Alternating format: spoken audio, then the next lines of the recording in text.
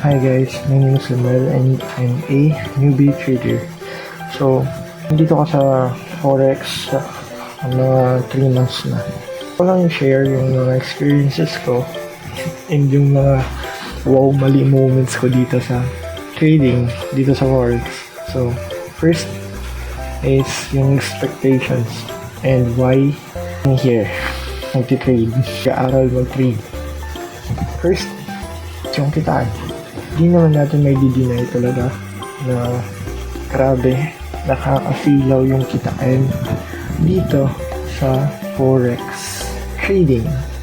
Yun ay kung ikaw ay experience na and alam mo na yung mga dapat mong malaman dito sa Forex trading.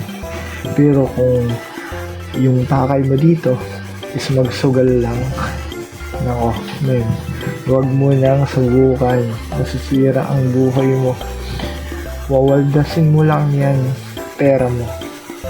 So kung may bala kang pumasok dito sa pag-trade, aralin mo ng maigi.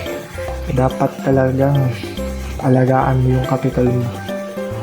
And akala ko na ganun lang kadali kumita dito, pindot-pindot lang, buy low, sell high, yung ganun lang, then kikita ka na ng pera and profit ka agad. Hindi pala yan ganun ka. Sa loob ng 3 months, aminado akong hindi pa sapat yung mga nalalaman ko para maging isang profitable na trader. Aminado ako na marami pa akong dapat malaman at matutunan. Sa loob ng 3 months, sabi ko na ang pag-trade ay super hirap. Yung pag-trade daw ay hindi para sa lahat. Kasi sobrang hirap talaga mag-trade. Ewan ko na lang kung may mga genius talaga dito na pang isang salpak lang dito sa pag-trade and profitable ka agad. Well, kung mayroong ganun, saludo talaga ako sa'yo, sir or man. Pumasok ako dito with high hopes na ito na yung way para maging mayaman ako. Kasi nga, malaki talaga yung kitaan dito. As in, nakakasilaw na. And guess what? Sunod-sunod na talo.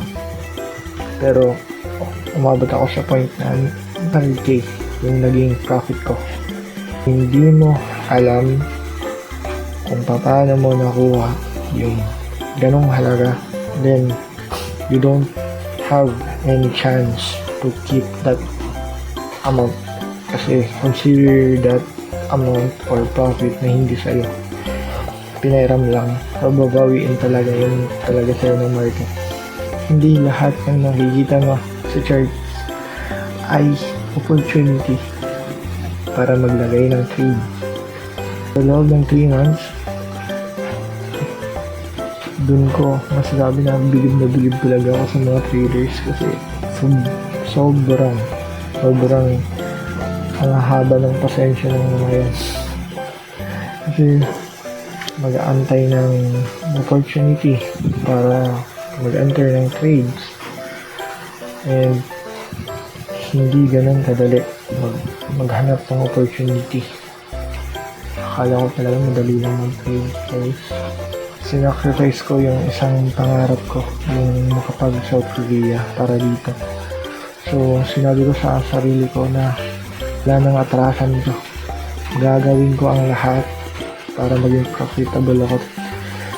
Hindi ko susukuan tong trading na to. Yun yung pinakapangako ko sa sarili ko. Parang may gusto akong patunayan na kaya ko din yung ginagawa nila. Kaya natin to. Kasi iba talaga guys yung labanan dito sa Forex, diba? Haba ng pasensya, palakasan ng loob, confidence, dapat meron ka nun. This is where I belong pag-trade. Sina-challenge ko yung sarili ko na kaya mo din yan. It takes time. And someday, ma-achieve ko din yung mga na-achieve ng mga successful traders. Sabi ko nga sa sarili ko, hindi ako susuko. gagawin ko ng paraan dito na maging successful ako dito sa industry ba to or sa business na to, because I consider forex trading as a business. So gagawin ko yung lahat para maprotektan yung capital na ilalagay ko dito. So ngayon, I'm just sharing my experiences dito sa pag-trade, and I hope i-guide ako ni Lord para matutunan ko pa, pumasok sa utak ko yung mga bagay na dapat ko pang matutunan. So sa mga newbie din dyan, good luck guys, and kaya natin to.